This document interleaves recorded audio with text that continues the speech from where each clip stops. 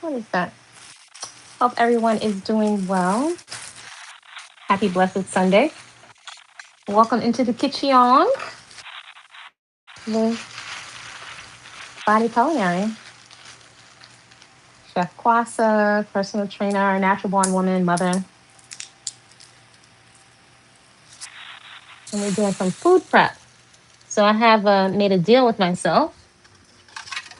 I'm going to come online and make sure I get something out of my time. I get several things done at once. So I want to make sure that I am also prepping some food. So today, what we're going to be communicating about is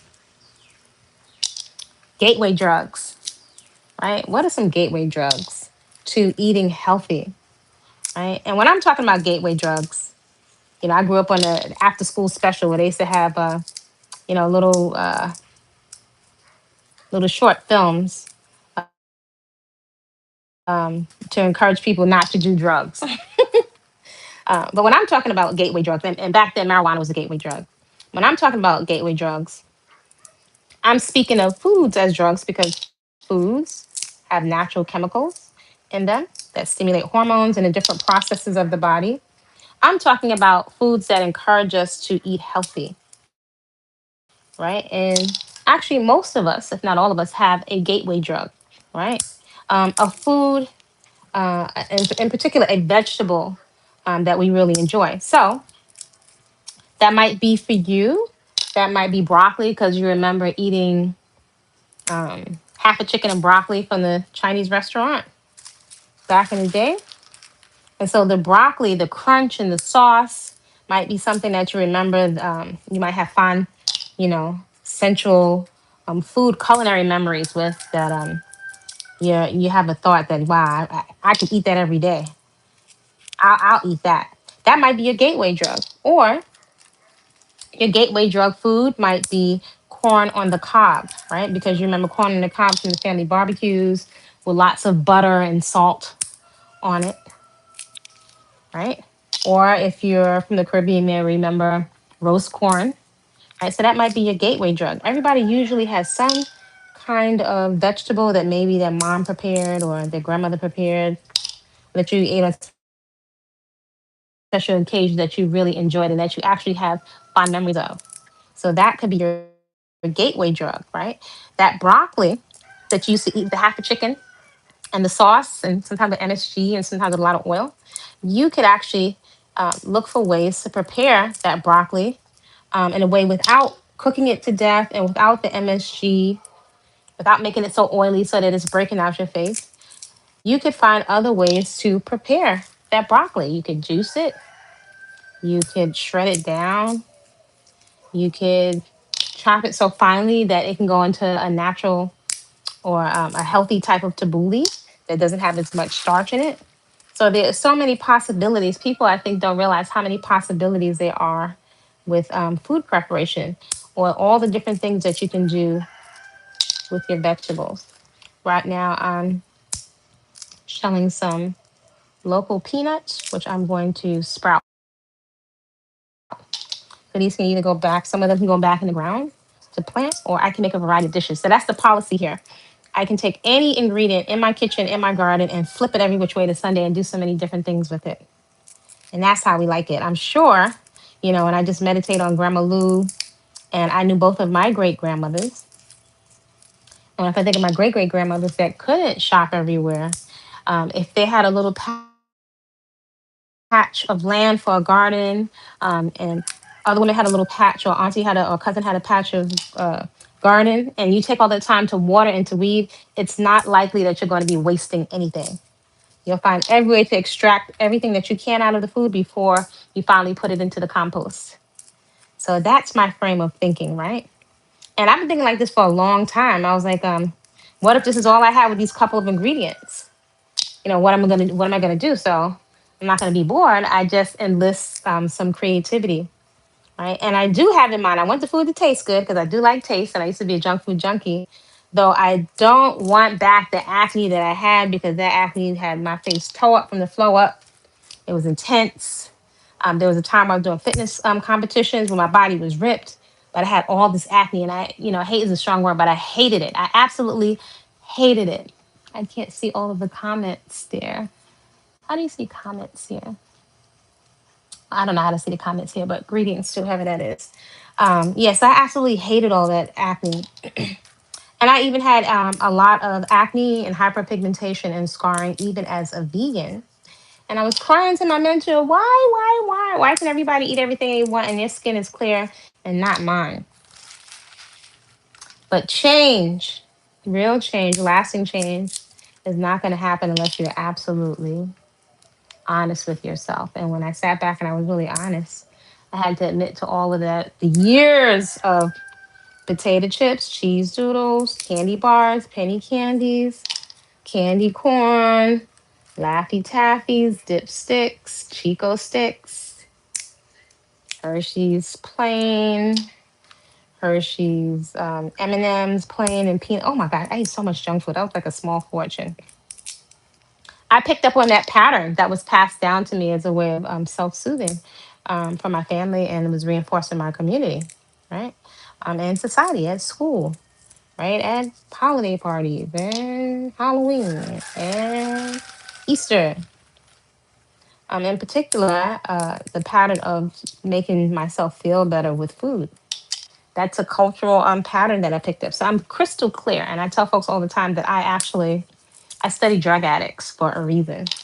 I've seen a lot and experienced a lot of them growing up in my neighborhood and community, and I've watched how um, they were taken out and participated in taking themselves out.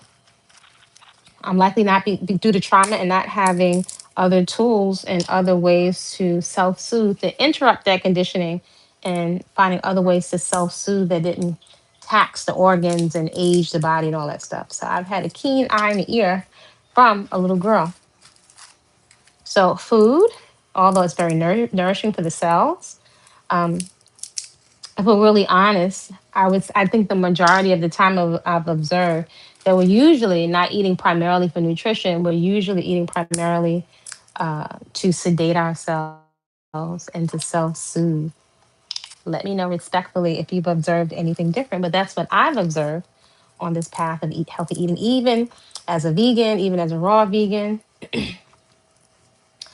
Even when I ate chicken and fish many years ago, I don't think at this point it's so much about the label. It's really about the mentality and your mindset. You know, there's several things that are nuanced that we skip over all the time, and that's why the change, it doesn't stick, it doesn't last, because we're not really going underneath the hood, right? To get to the root of why we're making the choices that we're making. That's not necessarily a quick process, and it is very confronting, and that is psychologically extremely uncomfortable. Most of us are not going to do it without support. We're just not. Just like most junkies are not going to stop without some kind of intervention because we're not fully aware. And then our bodies also have become chemically and emotionally chemically dependent, right? If it was so easy, then we wouldn't need all the weight loss. We wouldn't need all the weight loss books. It wouldn't be such a booming industry for profit. So, by the way, if you don't have a copy, you can get my book, which is has all of the shopping lists in it, and with the different ideas for menus. There are some food prep classes that are coming soon. I know I've been saying that for a long time, but they're coming. But the main book is Whole Living Foods in the Hood with Menus to Fit Your Budget. And in that book, I thought of all the questions that people would ask me over the years. How have I maintained living foods and eating healthy for so many years, so many decades when I was a junk food junkie? So all the questions to shorten your learning curve that I could think that people would ask or questions I would have, I put them in that book along with what I've shot for $15, $20, $50, $100, $200, pictures of what I actually purchased along with the receipts. And I'll tell you right now, the places that I would shop would be the health food store, well, the food co-op mostly, because that I was a member for many years, and that allowed me to really shop at wholesale plus a 20 to 40% markup. Big difference in price for many years. The food co-op, the farmers market, let's see, and several of the Caribbean fruit and vegetable stands, and a couple of 24-hour fruit and vegetable stands, and sometimes the health food store. But those are the main places.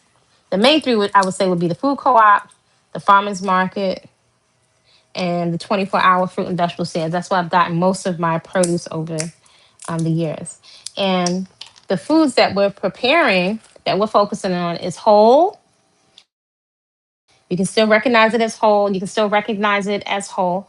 You can still recognize it as fresh. Your cells can still recognize it. Whole, fresh, living, and unprocessed foods. I could care what label you put on yourself. The label is just a distinction of what you'd like to be fed, right? But everyone's body can benefit from more whole, fresh, living foods. So with our gateway foods, these are the foods that will give us access, right? If they're the foods that we like, that we can eat a whole bowl or two of. It's nutrient dense, yet it's lower in calories. Um, if you can pinpoint the things that you really enjoy, the vegetables that you really enjoy, those can be your gateways because you can eat a lot more of them um, in order to help you feel satiated, to give you, to allow your body to kick in those satiation cues of I've had enough food. So finding foods that are your gateway is ideal, is the easy way, it's a shortcut. So I'm here to help you find shortcuts so it doesn't have to take you 35 going on 40 years because many of us don't have that kind of time.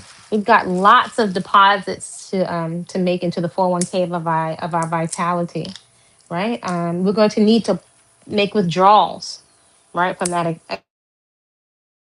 account. So if you're not making deposits, the trajectory doesn't look good, right? So other than corn, broccoli, I don't know, for you it might be sweet potatoes. That might mean um, that if you're doing these things lightly cooked, not overcooked, you have that possibility. And then also for those that are endeavoring with me to consume more or completely living foods, which some people will call raw vegan, that's an option too. So you don't have to shop two, three, four times. We're working from the fresh produce that is available. So I'd love to hear from you in the comments. What have you found are your gateways? Is it olives? Is it mushrooms? Is it portobello mushrooms? What have you found are whole, fresh produce that are your gateway that you feel like you could eat that every day, right? And then if you've identified some foods that are very versatile that you keep on deck in your arsenal on a regular basis, every week you're buying this food, regardless of what label you want to call yourself, right? So we can all benefit from a whole, fresh living and unprocessed foods. I'm going to sprout these. I'm thinking of the different things I'd like to make with them. I have so many options. I can make milks. I can make cheeses. I can make what I call crumbles.